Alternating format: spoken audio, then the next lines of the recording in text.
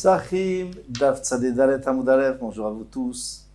Alors écoutez, aujourd'hui nous allons rentrer dans un sujet extrêmement intéressant. C'est un sujet de machloket entre les chachamim de chez nous et les chachamim de Umot Haolam. On va voir que nos chachamim sont extrêmement difficiles à comprendre, car la réalité donne raison aux savants du monde. Et il va falloir expliquer tout ça. Bezrat Hashem. Alors ça m'a pris énormément de temps pour préparer. Bezrat Hashem, je vais essayer d'y arriver rapidement, le plus rapidement possible. Mais déjà, on finit notre sujet de hier. Tanu Rabbanan. Donc c'est la 5e ligne. Nous enseignons à mettre Chutz le Modin, Viachol Ikanes Besusim ou Pradim. Quelqu'un qui était en dehors du Modin, c'est-à-dire à plus que 15 km, 15 000 de Yerushalayim, donc de toute façon, il ne pouvait pas arriver à temps.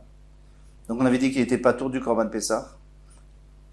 Eh bien, si il peut y arriver avec des soucis, à cheval, c'est sûr qu'il peut faire les 15 km en beaucoup moins que 5 heures de l'après-midi. Eh bien, ou avec une mule, Yachol, Yechayav, je ne sais pas quel est Yechayav, parce qu'il aurait pu venir, Talmud Lomar. C'est pour ça que le Pasuk nous dit, ou Bederech Loaya. Il n'était pas en chemin. Valaya Bederech, et celui-là était en chemin. D'accord, c'est vrai qu'il aurait pu se dépêcher, mais en marchant normalement, il est en chemin. Après, bon, s'il prend un hélicoptère, il peut aussi arriver plus vite. Il n'est pas Chayav. Ayomed, les Fnimina Modin. Maintenant, s'il est à l'intérieur, entre Modin et Yerushalayim, donc c'est sûr qu'il peut arriver. Même à pied, il peut y arriver. Mais il est dérangé par les embouteillages. Alors les embouteillages de quoi? Des gemalim, des chameaux, chronotes, et des charrettes, alors attention. C'est pas que lui, il peut pas y arriver. Lui, il pourrait y arriver, parce qu'il peut passer entre eux, ou il peut aller à gauche ou à droite. Mais lui, il est avec sa famille dans un chariot, dans une charrette. Et alors, il est bloqué dans un embouteillage. Alors, qu'est-ce qu'on lui dit? Tu es chayav. Yachol lo ye chayav. Je ne sais pas pourquoi tu n'es pas chayav. Il n'est pas en chemin parce qu'il n'est pas plus que 15 km. Donc, il aurait pu arriver. Il fallait qu'il laisse sa famille, qu'il aille faire le korban. Il rend sa famille quitte et après, ils mangeront. Donc, puisqu'il n'a pas fait, il est chayav. Parce que lui, il n'est pas en chemin. Il n'est pas loin. Amarava. Alors, on commence. Rava dit Shita, al fait parser, have alma. Le monde fait 6000 parsaot. Alors, une parsa, c'est 4 km environ. Donc, 6000 km, ça fait 24 000 km. Admettons que, ici, on parle de la moitié du monde. La moitié que nous voyons, la moitié du monde sur lequel on est. Alors, 24 000, bien que c'est 20 000, bon, déjà, il y a un problème. Vesumcha derakia est l'épaisseur du ciel. Alors, il faut comprendre ce que c'est le ciel, l'atmosphère ou autre chose. Alpha parsae, c'est 1000 parsaot, ça veut dire 4000 km. 40 000 km. 4000 km. Chadagmara, donc le premier, il a appris de son maître. Le Chadasvara, le deuxième, il a calculé. C'est pas compliqué de calculer, vous allez voir, le calcul est très simple. Savarla kihadama Rabbi Yochanan. Donc il reprend ce qu'on avait vu hier, ce qu'il y avait dit Rabbi Yochanan. Kamama la chadam benoni biyom. Combien d'hommes peut marcher dans une journée yud par saot? 40 km. Ou 10 par saot. Mais vers Netzachama, depuis Alot HaShachar jusqu'au Netzachama, combien il y a? 5 milines.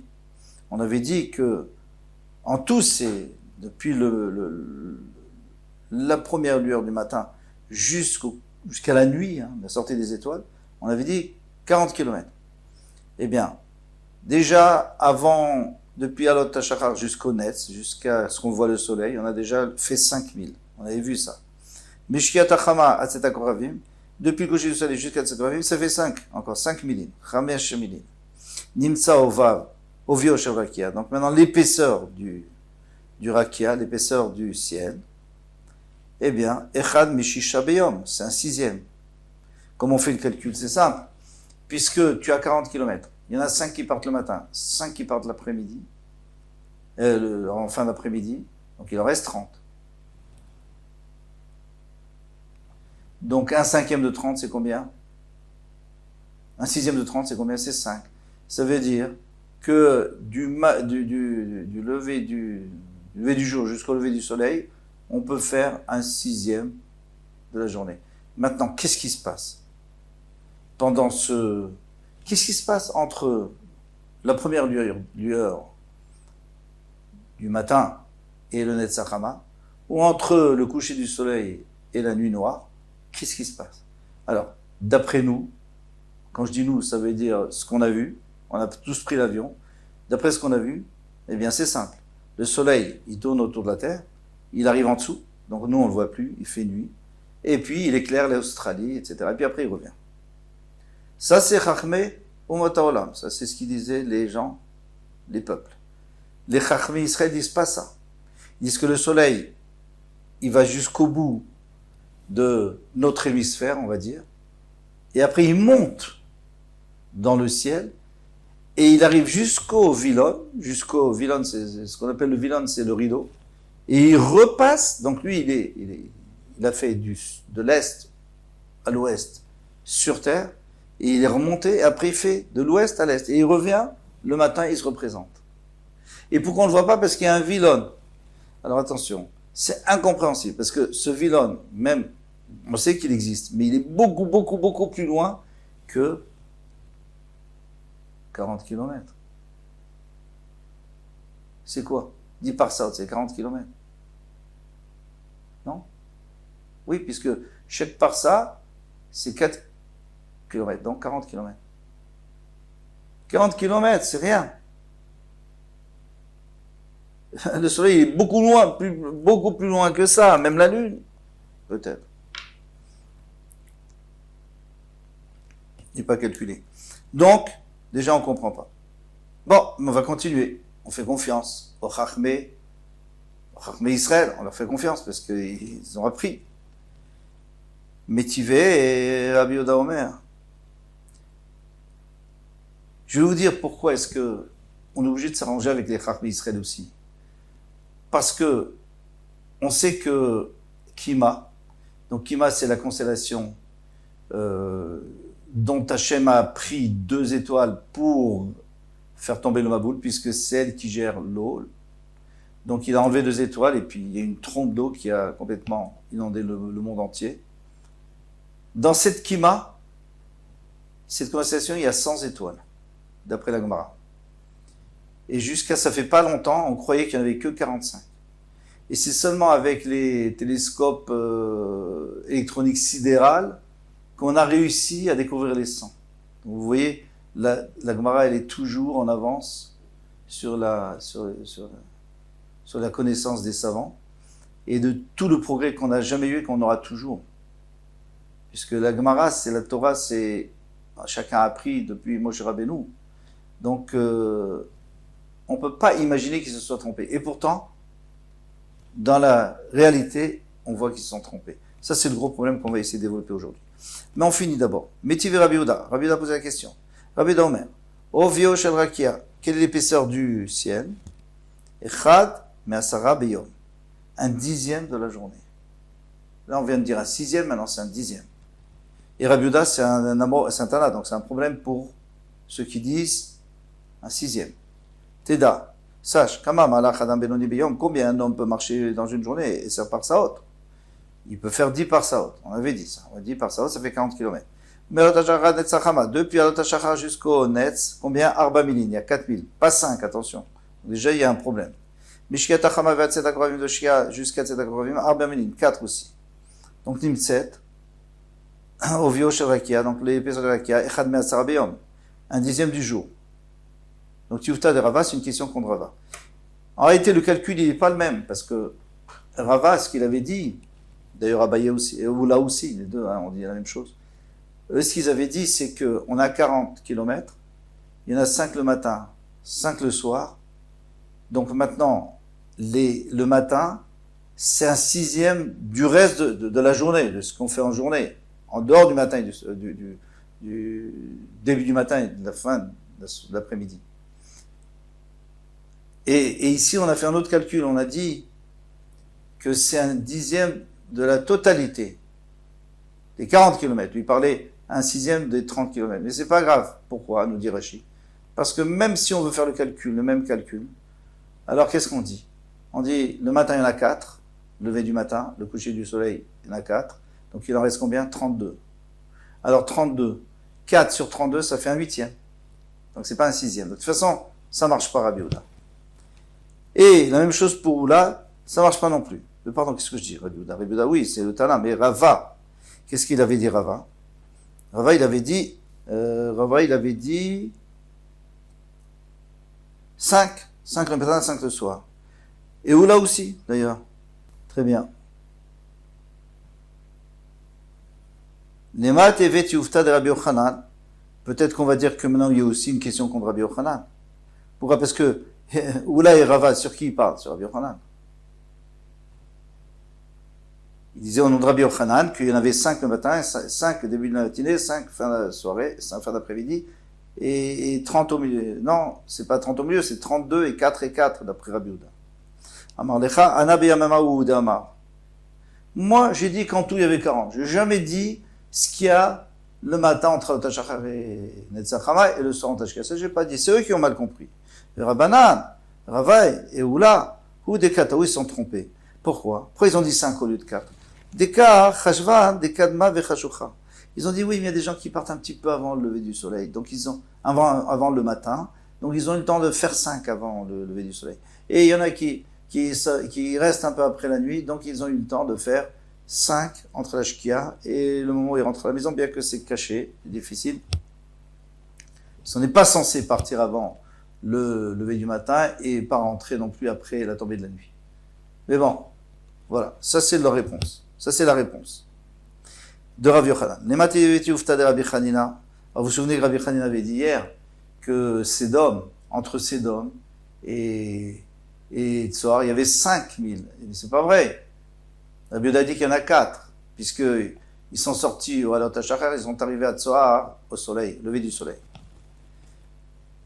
Alors il dit, non, il n'y a pas de question, Vayaït Soushan, et c'est différent parce que là-bas ils se dépêchaient, ils voyaient qu'ils traînaient pour prendre leur fortune, l'autre il voulait essayer de prendre de l'argent. Non, vite, il faut partir, sinon on va détruire et vous allez mourir. Donc ils se sont dépêchés, donc ils ont pu faire 5000. Et c'est vrai qu'entre Sédom et Tsoar il y a 5000, mais normalement c'est 4000. Donc là, on a répondu. Maintenant, il nous reste 2 questions. La première question, et c'est la plus grosse, c'est comment est-ce que les Chachmei Umot Haolam peuvent dire que le soleil, il fait donc toute la surface de la Terre, qui, entre guillemets, selon certains Moraïm, elle est plate, et elle n'est pas ronde, elle est plate, comme on pensait avant, et qu'il y a le ciel que ici, pas en bas.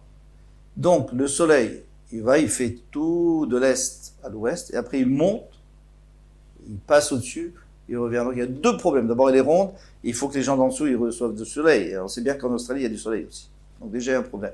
En plus, pour arriver jusqu'au Vilon, il faut beaucoup plus que 1000 parsaot, que 40 kilomètres.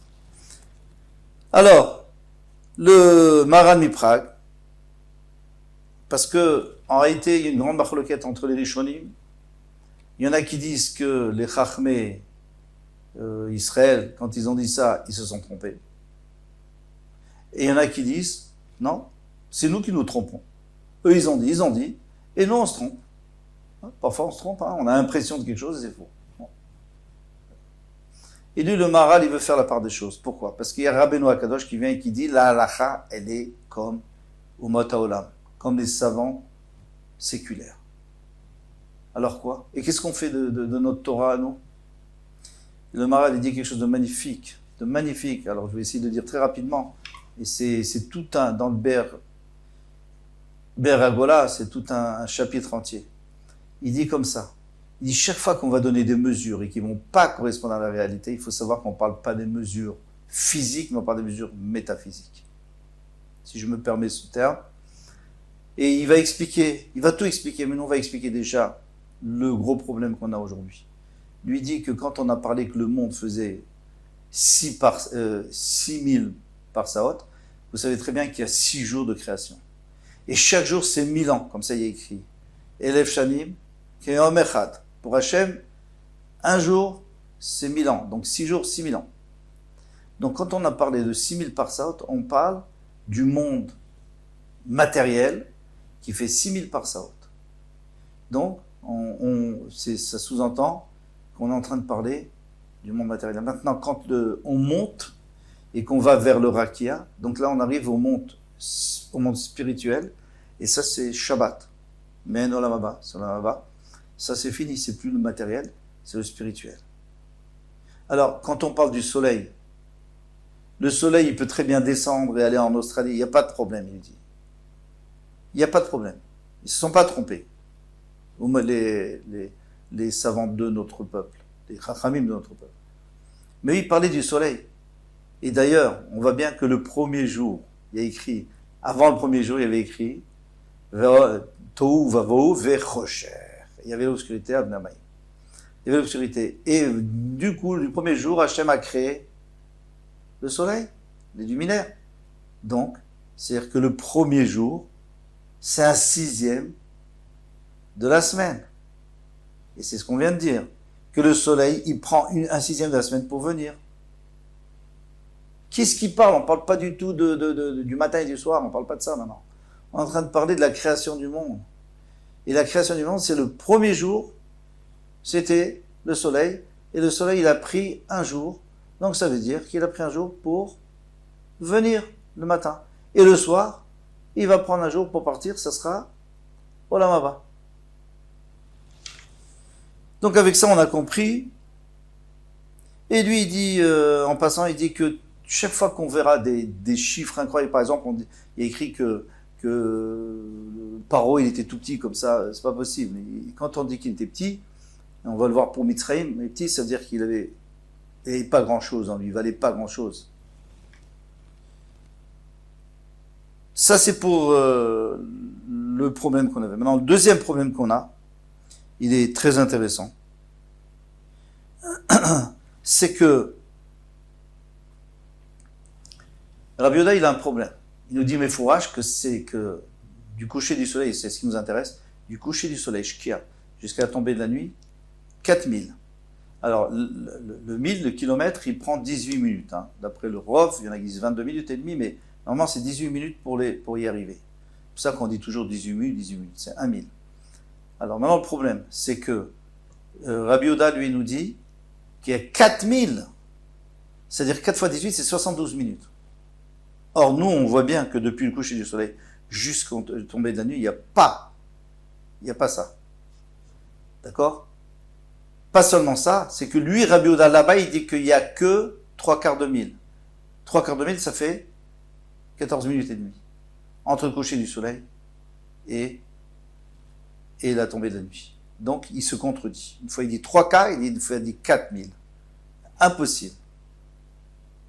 Vient Rabbeinu Tam, le fameux Rabbeinu Tam, il vient nous dire, mais moi je vais vous expliquer, c'est simple. Là-bas on parle de Shabbat, ici on ne parle pas de Shabbat. Ici on parle physiquement, quand est-ce que la lumière disparaît. Alors si tu parles physiquement, eh bien, le soleil, il se couche, donc tu le vois, il est là, et puis il descend à l'horizon. Eh bien là, tu comptes 4072 minutes avant la nuit. D'ailleurs, d'après Rabbeinu Tam, on attend 72 minutes pour faire Motzei Shabbat. Alors, comme ça, il dit, très bien. Alors, pourquoi là-bas, il nous a dit, Rabbi Yehuda, le même Rabbi Yehuda nous a dit 3/4 de mille. Parce que là-bas, il est en train de parler de la deuxième Shkia. C'est quoi la première Shkia? Excusez-moi, j'ai dit le soleil descend, non, il monte, puisqu'on parle de montée, puisque ici, on parle de montée. Hein, ici, c'est bien clair qu'on parle qu'il monte jusqu'au Rakia. Donc là, ça prend jusqu'à ce qu'il se cache en haut du vilon, du voile. Eh bien, ça lui prend 4000, c'est vrai. Mais ça ne nous intéresse pas pour Shabbat, parce que tant qu'il fait jour, c'est pas encore un safek de Ben Hashmashot. Pour Shabbat, il faut que ça devienne Ben Hashmashot. Quand est-ce que ça devient Ben Hashmashot? Ça veut dire, on n'est pas sûr, on est safek. C'est à partir du moment où le soleil, on voit plus sa lumière, mais il reste une lueur à l'ouest.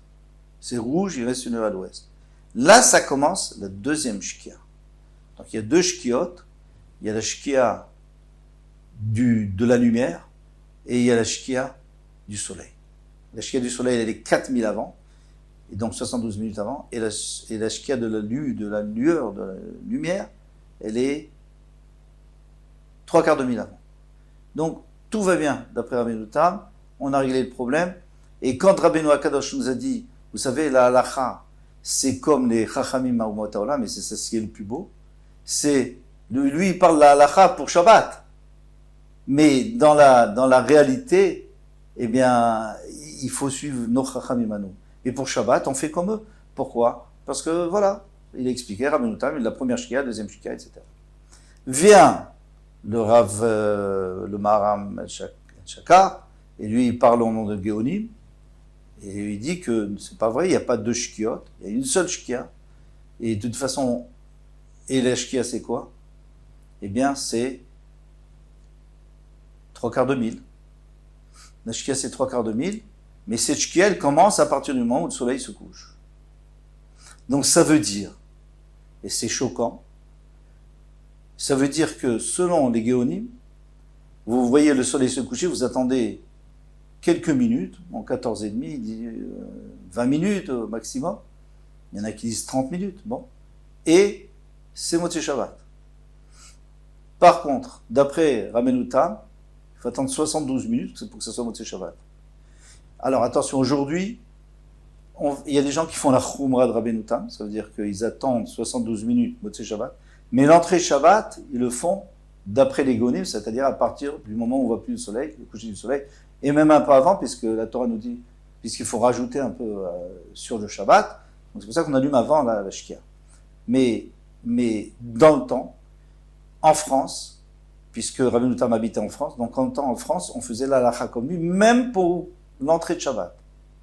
Et c'est pour cette raison que ça fait pas si longtemps que ça, peut-être un peu après la Deuxième Guerre mondiale, vous voyez des gens qui revenaient de la synagogue, qui revenaient de la choule vendredi soir, parce qu'ils avaient fait la prière à la nuit. Et la nuit, c'était quoi? Une demi-heure après le coucher du soleil. Et quand ils revenaient, ils voyaient des gens aller en voiture pour faire des chadodi. Pourquoi? Parce que ces gens, ils allaient d'après Rabbeinu Tam. Et alors, ils avaient 72 minutes, moins ce qu'il faut pour... Donc, c'est-à-dire que pour certains juifs, c'était déjà Shabbat, et pour d'autres juifs, c'était même pas encore Shabbat. Bon, aujourd'hui, il n'y a plus ce problème, parce que tout le monde a pris la Khumra des Géonim. Et on a terminé avec ça. On finit le Daf, le Hamoud, pardon, et encore Tashma. Viens, écoute, Mitzrayim aya arba meot parsa. Mitzrayim, arba meot parsa. Mitzrayim faisait 400 parsaot. Donc une parsa à 4 km, ça veut dire 1600 km. Sur 1600 km, c'est correct. Je vais pas vérifier, mais pourquoi pas. Ou Mitzrayim, echad meshishim bekouch. Mais couche, lui fait 60 fois plus. C'est pas fini. Alors ça fait combien 160 fois plus? J'ai fait le calcul, mais plutôt je me suis basé sur un calcul qui a été fait. Eh bien on arrive à... Bon, on va faire le calcul à la fin. Vekouch echad meshishim baolam. Et couche, c'est un 60e du monde. Donc Mitzrayim, 60 fois plus couche, 60 fois plus le monde. Et si vous faites le calcul, vous arrivez à 576 millions je crois que c'est des kilomètres carrés. Et en parsaot, ça fait 24 000 parsaot sur 24 000 parsaot, le monde. Et ça, c'est une surface du monde. Donc, et non, c'est que tout le tour, c'est que 40 000. Et là, on est à 24 000 parsaot. 24 000 fois 4, ça fait presque 100 000 le tour du monde. Donc, c'est impossible. Voilà. Et d'ailleurs, la Gemara va me demander, elle va dire, attention, là, tu me dis 6 000 parsaot, maintenant tu me dis 24 000. Mais 6 000, c'était pas assez, 24 000, c'était trop. Alors, on ne sait plus quoi faire. Pour nous, hein. Si on reste d'après les Chachmei Olam, la Gemara part d'après Chachmei Israël, d'après eux, il y a une stira. Tu me dis 6 000 et moi je vois qu'il y a 24 000. Ve'olam, Mais on va la poser après la question. Ve'olam, echad meshishim began Eden. Le monde, c'est un 60e de la taille du Eden, pardon. Vegan, echad meshishim be'eden. Le Gan, il est un 60e. Qu'est-ce que j'ai mal dit? Ve'olam, et le monde, un 6e du Gan. Et le Gan, un 6e du Eden. Et le Eden, echad meshishim un 60e. Voilà, je suis fatigué. Begeinam du Geinam. Donc chacun un 60e de plus. Nimsa kol haolam kulo kekisud kedera le Geinam. Alors dans ce cas-là, le monde, il est comme un petit chapeau, on dit un couvert de casserole, mais vraiment un tout petit couvert pour le Geinam. Et c'est une tioufta. Où c'est une tioufta? C'est une tioufta par rapport à ce qu'on avait dit 6000. Et là, on arrive à 24 000. Bon. Non, on reste avec la question. Maintenant, pour comprendre pour comprendre ça, le Torah Trahim, il nous donne une explication extraordinaire. Il nous dit, mais encore une fois, on ne parle pas de physique ici, on parle de métaphysique. C'est-à-dire, le Mitzrayim, c'était des gens très très bas. Donc eux, ils valent 400 sur 400. C'est leur valeur, si on veut, leur puissance. Cush, il est beaucoup plus évolué. Donc Cush, il avait une puissance beaucoup plus grande, 60 fois plus. Ça veut dire que si vous prenez 60 Mitzrayim et vous mettez dans Cush, ouais, et bien ça remplit Cush. Mais si vous prenez une fois, il est Batel Beshishim. Comme notre principe que lorsqu'on mélange une chose dans 60 fois plus, il est annulé, on ne le sent plus, il n'existe plus. C'est-à-dire, ça c'est la force de Cush. Maintenant, Cush, il est 60 fois moins que le monde entier. Si vous prenez le monde entier, Cush, il est Batel. Il est annulé par rapport au monde entier. Maintenant, le monde entier, qui est matériel, est annulé par rapport au Gan. Gan Eden. Gan. Pourquoi? Parce que le Gan, c'est beaucoup plus, c'est spirituel. Et le Gan, il est qu'un 60e, il est annulé par rapport au Eden. Et le Eden, il est rien par rapport au Gehinnom. Mais là, tout le monde pose la question, mais attendez, le Gehinnom, c'est le plus, mais tout le monde sait que beaucoup il fait Midatova, beaucoup plus que Midat pour un autre. Le bien, il le fait beaucoup plus que le mal. Alors pourquoi un Gehinnom tellement grand? Alors je comprends qu'il y a un Gehinnom tellement grand, parce que malheureusement, il y a plus de Rechaim que de Tzadikim, mais c'est d'ailleurs ça, toute la marque en Bet Shammai et Hillel, et finalement ils sont mis d'accord qu'il valait mieux ne pas venir sur terre parce qu'il y a plus de chances d'être un rachat qu'un Tzadik. D'accord, il y a besoin de plus de place dans le Gehinnom, mais c'est pas 60 fois plus, c'est-à-dire qu'il annule complètement le Gan Eden, le Eden. Et il répond comme ça, il dit, c'est faux de penser que le Gehinnom c'est mauvais. C'est très bien le Gehinnom. C'est magnifique. Ça permet aux gens qui ont fait des avérotes, aux Neshamot, de se purifier et d'avoir accès au Olam Haba. On continue. Tashma, viens écoute. D'Etan Eliyahu. Alors, Yatan Eliyahu, donc c'est une braïta qui a été dit de Eliyahu Hanavi à Ravanan, que Ravanan a enseigné à Eliyahu Hanavi a enseigné à Ravanan. Rabbi Natan Omer, Rabbi Natan dit Kol hayeshuv kulo, tachat kochav echad yoshev. Tout le monde habité, c'est-à-dire la terre, enlever les fleuves, les mers, les déserts, tout ça, la terre habitée, eh bien c'est la taille d'une étoile. D'où je sais. Un homme, il peut regarder une étoile, et il marche, il voit toujours la même étoile au même endroit. Il peut aller aux 4 points cardinaux du monde, elle est toujours là.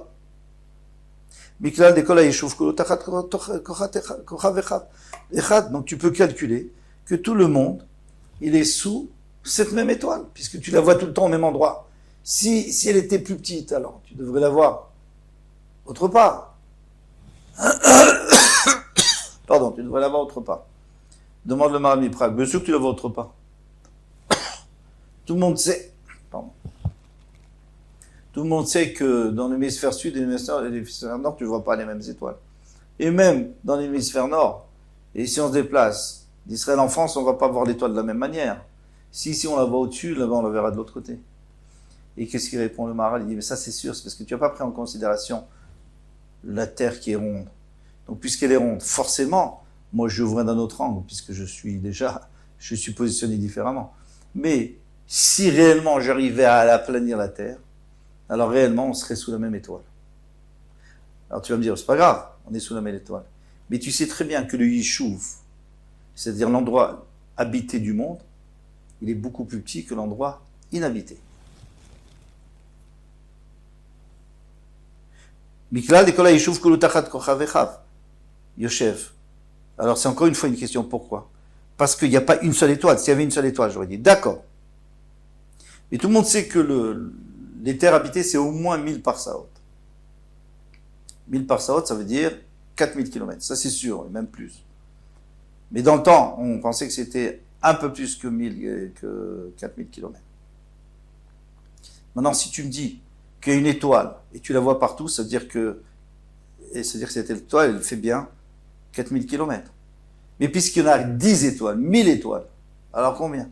Alors le monde, laisse tomber là où on habite, mais le monde, il fait beaucoup plus que 4000 km. Il fait des millions de kilomètres. Voilà ce qu'on veut prouver. Tioufta, donc c'est une question, parce que toi tu m'as dit qu'il fait que 6000 par saut. Donc, x 4. 24 000 km. Tashma, je vais encore te poser une question. Egla Betsafon. Alors on a le taureau, hein, le signe du taureau, il est au nord. Veakrav et du scorpion, c'est la constellation hein, des étoiles, Bedaro, au sud. Et la Ben Egla, les Akrav. Et en réalité, personne n'est sous cette constellation, puisque on la voit une au nord et une au sud. Mais entre eux, il y a des milliers d'étoiles. Vous êtes d'accord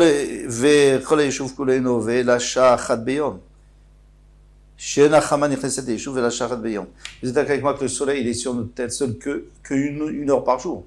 Parce que le reste du temps, il est ou à l'est ou à l'ouest.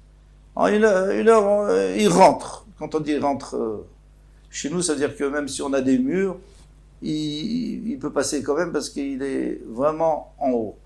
Pendant une heure. C'est-à-dire qu'il est sur notre tête pendant une heure. Mais on ne parle pas maintenant là où il va être sur la mer, le temps qu'il va être sur la mer, sur les fleuves, tout ça, quand on va prendre en considération. Donc ça sera beaucoup plus qu'une heure. Combien ça sera? 12 heures. C'est-à-dire que la totalité du monde, il est 12 fois plus, et encore une fois, on prend que un côté du monde. Sinon, c'est 24. 24 heures. Donc 12 fois plus. C'est-à-dire que quand tu m'as dit le monde, on sait, le monde habitable, il est plus que 4000 km. Il est plus. Et si tu multiplies ça par 12, donc on arrive à qu'est-ce qu'on avait dit 1000 parsaot, alors on arrive à 12 000 parsaot. 12 000 parsaot, ça ne correspond pas, tu m'avais dit 6 000, il faut se décider. Ok. Et d'où je sais ça? Teda de Bechamesh, Chaba Bemizrach. Bechamesh, ça veut dire à la 5e heure du matin, vers 11 heures, il est encore à l'est, ou Besheva, et à 1 heure de l'après-midi, il est déjà à Bemarav, il est déjà à l'ouest. Chatsishesh, Vechatsi Sheva. Entre 11h30 et midi et demi, Chama Omed Berosh Koladam, il est sur chacun. Donc, c'est la fin de la preuve que multiplié par 12, donc, on s'en sort pas, Tioufta. Et on reste avec une Tioufta. On a terminé. Un peu long, mais j'aurais pas pu faire moins long. Et la conclusion, c'est que ce qu'on a dit, tout simplement, le Maran Miprag, il parle beaucoup de ça, énormément. Et surtout, ce qu'il a, c'est qu'il est très énervé contre ceux qui ont dit, vous savez, les Chachmé, Israël, ils ne savent pas. Il dit ça, c'est un apikoros qui dit ça. Ils savent très bien. Et même si Rabbeinu HaKadosh a dit qu'on ne fait pas la halakha comme eux, c'est pas parce qu'ils ne savent pas, c'est parce qu'ils parlent d'autre chose. Et nous, on est dans le monde de l'acte, nous, on est dans le monde du Shabbat, on est dans le monde de l'entrée de Shabbat, de la sortie de Shabbat. Et là, on ne peut pas aller d'après la métaphysique, on est obligé d'après la physique. Et la physique, c'est quoi? C'est ce qu'on sait. C'est que le soleil fait le tour, etc., etc. Donc tout va bien, tout est bien cadré. Baruch Hashem, Kol Tuv, à demain. Bezrat Hashem.